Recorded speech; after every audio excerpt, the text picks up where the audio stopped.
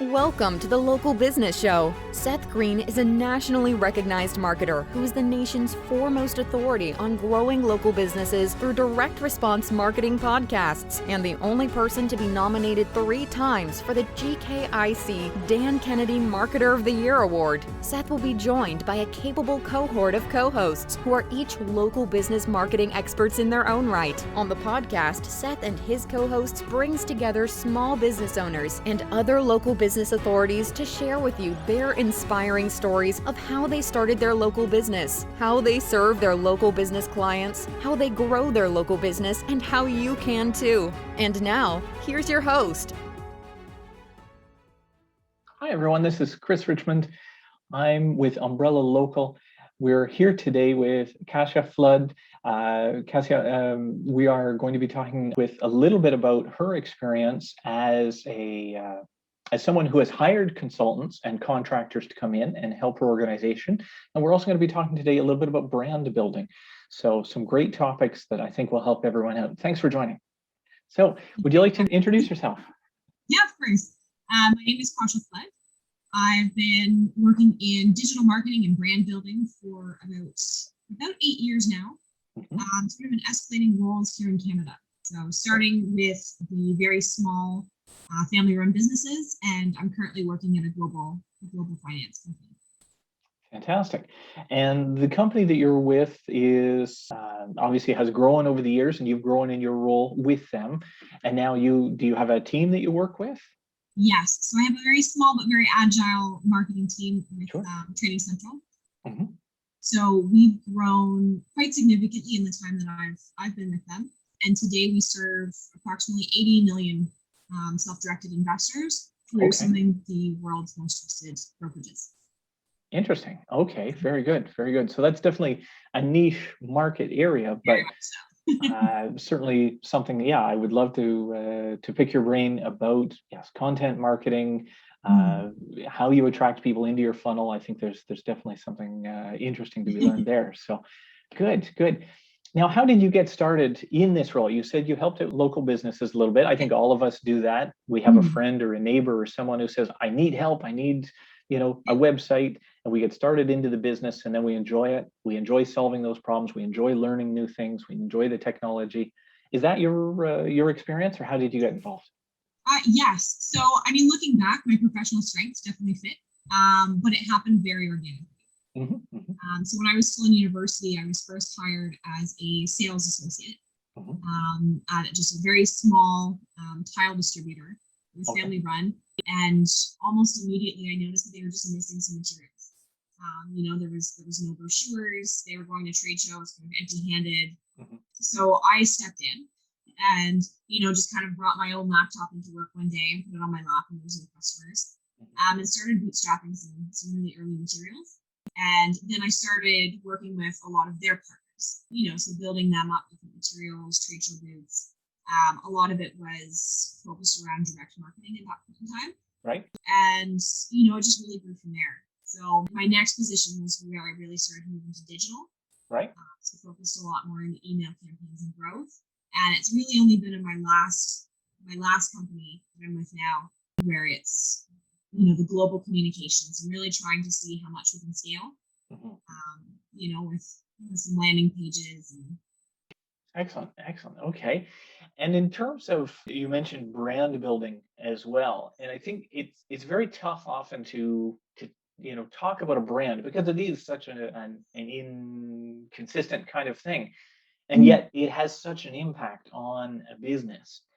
And yet it's so important, but it's very tough sometimes to bring that across in your advertising copy and in your content copy to say, this is why you should deal with this. This is what makes us us.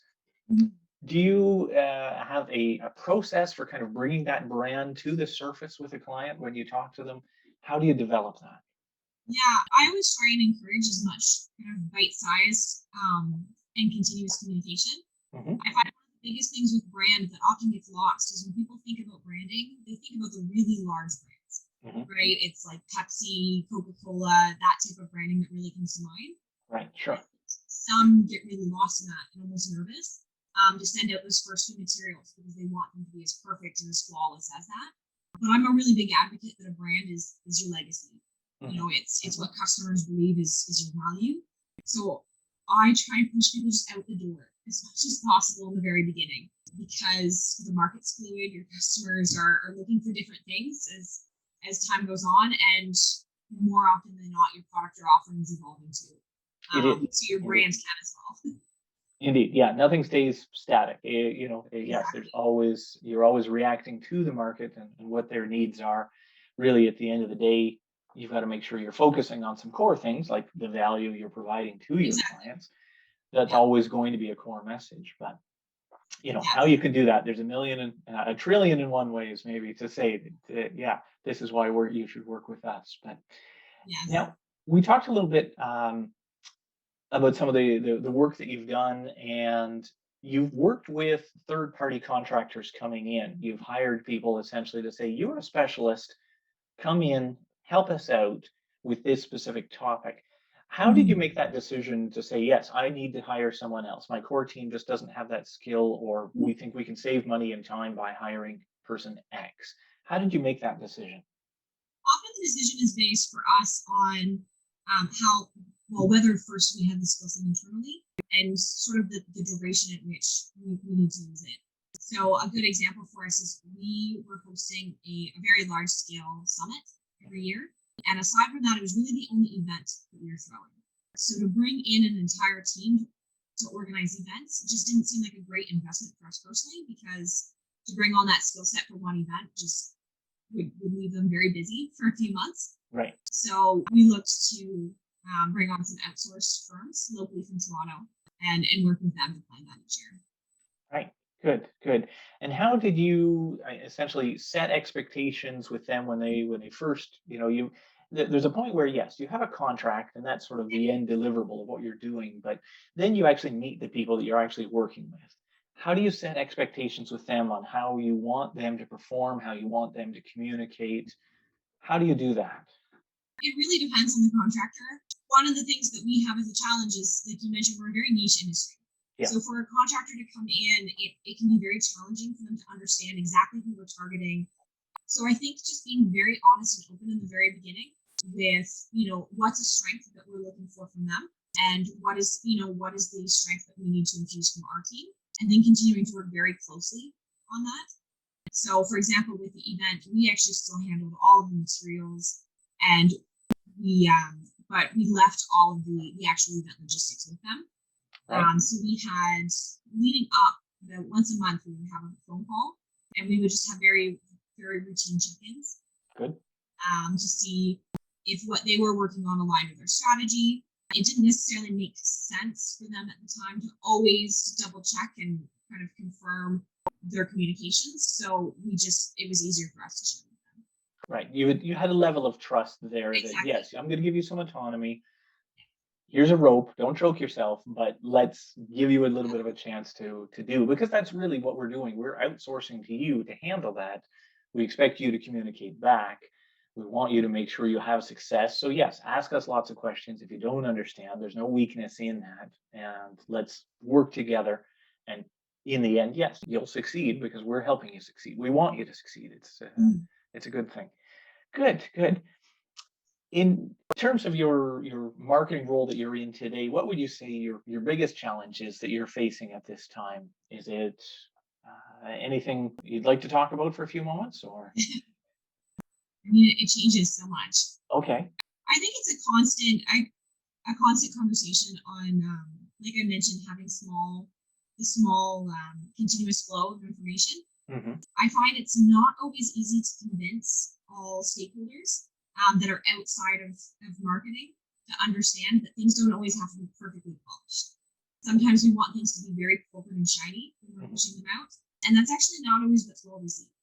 We're communicating, even in a B2B environment, we're still communicating with people.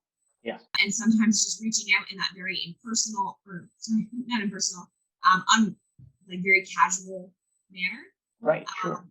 actually resonates the most. Hmm. So just trying to keep that going. Absolutely. Yes. Yeah. Well, it's a balance between yes, the polished brand versus authenticity and building that trust that hey, we're a a team of software developers. We're developing this for you. We have you in mind, and Mhm. here's how we're all working towards that end goal. And yeah, being authentic can be as simple as a handheld camera and sort of selfie shot that doesn't look totally unprofessional and bouncing and shaking, but you can get great cheap video that does have an effect and can really reach out to people and communicate, I think, in Well, great ways. especially for small and medium businesses, trying to find that balance in between, Hmm. where you're not breaking your back to put out something, once a year. Yes, yeah, But that's it. maybe once a month you can put out a semi-polished video that speaks to your audience. Does make a difference. Excellent. Good. Well, Kasia, thank you so much for your time today. I think we've had a great conversation here. You've pointed out some great things to be aware of as an agency and as someone who's growing their business. I think there's a lot of things we can take away. So definitely appreciate that time. Again, you're working for a company in Ottawa by the name of Trading Central. Trading Central. And hopefully, well, some of you may be in the market for that, or someone who is. Certainly want to help promote that and help you out. So thank you very much again for your time today. A great conversation. Appreciate it. Thank you. Thank you for having me. All right. I'm Chris Richmond signing off.